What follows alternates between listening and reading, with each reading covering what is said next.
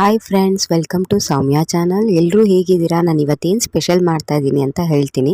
ಹೇಳೋಕ್ಕೂ ಮುಂಚೆ ಈಗಾಗಲೇ ನನ್ನ ಚಾನಲ್ಗೆ ಈಗಲೇ ಸಬ್ಸ್ಕ್ರೈಬ್ ಮಾಡ್ಕೊಳ್ಳಿ.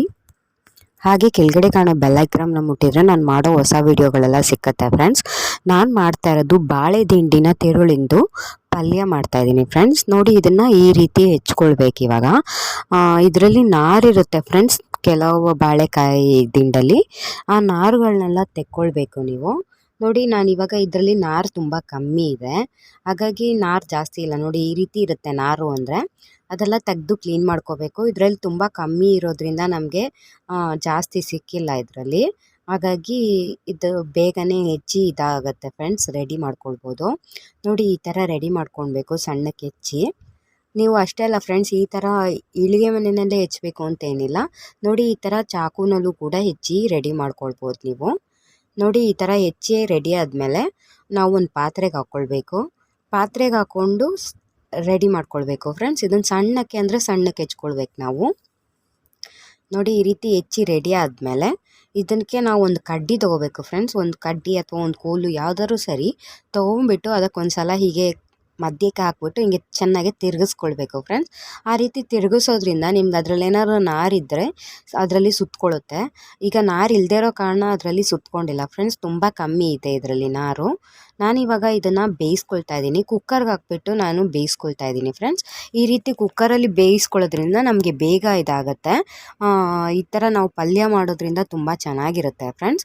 ನೋಡಿ, ಇದಕ್ಕೆ ರುಚಿಗೆ ತಕ್ಕಷ್ಟು ಉಪ್ಪು ಹಾಕ್ಕೊಳ್ತಾ ಇದ್ದೀನಿ. ಆಮೇಲೆ ಇದಕ್ಕೆ ಮಜ್ಜಿಗೆ ಹಾಕ್ಕೊಳ್ತಾ ಇದ್ದೀನಿ ಫ್ರೆಂಡ್ಸ್, ಒಂದು ಅರ್ಧ ಗ್ಲಾಸಿನಷ್ಟು. ಯಾಕೆ ಮಜ್ಜಿಗೆ ಹಾಕೋದು ಅಂದರೆ ಇದು ಕಪ್ಪಾಗಬಾರ್ದು ಅಂತ ಮಜ್ಜಿಗೆ ಹಾಕ್ಕೊಳ್ದು ಫ್ರೆಂಡ್ಸ್.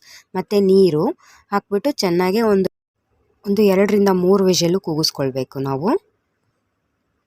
ಇದಿವಾಗ ನೋಡಿ ಫ್ರೆಂಡ್ಸ್, ಬೆಂದಿದೆ, ರೆಡಿಯಾಗಿದೆ ಇದು. ನಾವು ಇವಾಗ ಈ ಥರ ತೂತಿರೋ ಪಾತ್ರೆಗೆ ಹಾಕ್ಬಿಟ್ಟು ಅದನ್ನು ಶೋಧಿಸ್ಕೊಳ್ಬೇಕು. ನಾನಿವಾಗ ಶೋಧಿಸ್ಕೊಳ್ಳೋಕೆ ಹಾಕ್ಕೊಂಡಿದ್ದೀನಿ. ಇದಕ್ಕೆ ಇವಾಗ ನಾವು ಒಗ್ಗರಣೆ ಹಾಕ್ಕೋಬೇಕು ಫ್ರೆಂಡ್ಸ್. ನೋಡಿ, ನಾನು ಒಗ್ಗರಣೆಗೆ ಏನೇನು ಬೇಕು ಅಂತ ಹೇಳ್ತೀನಿ.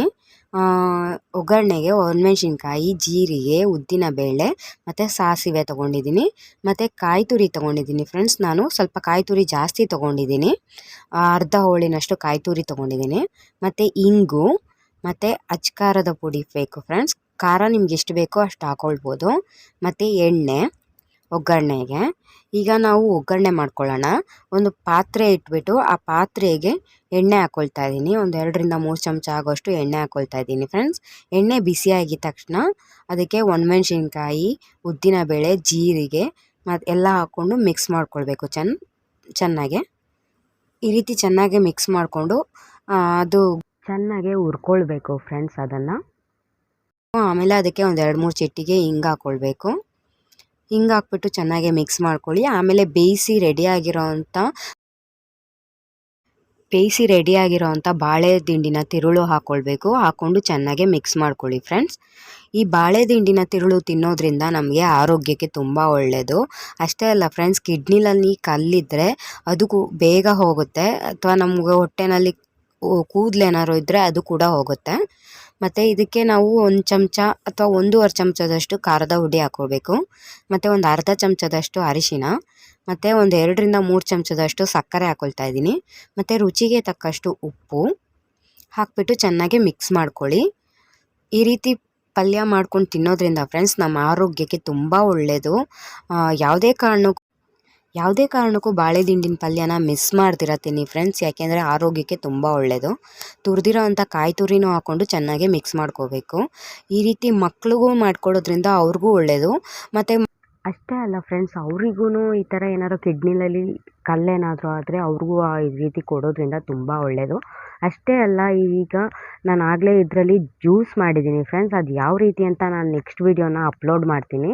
ಆವಾಗ ಮಿಸ್ ಮಾಡ್ತೀರಾ ನೋಡಿ. ಅದು ಕೂಡ ಏನಕ್ಕೆ, ಯಾವ ಕಾರಣಕ್ಕೋಸ್ಕರ ನಾನು ಆ ಜ್ಯೂಸ್ ಮಾಡಿದ್ದು ಅಂತ ನಿಮಗೆ ಗೊತ್ತಾಗತ್ತೆ.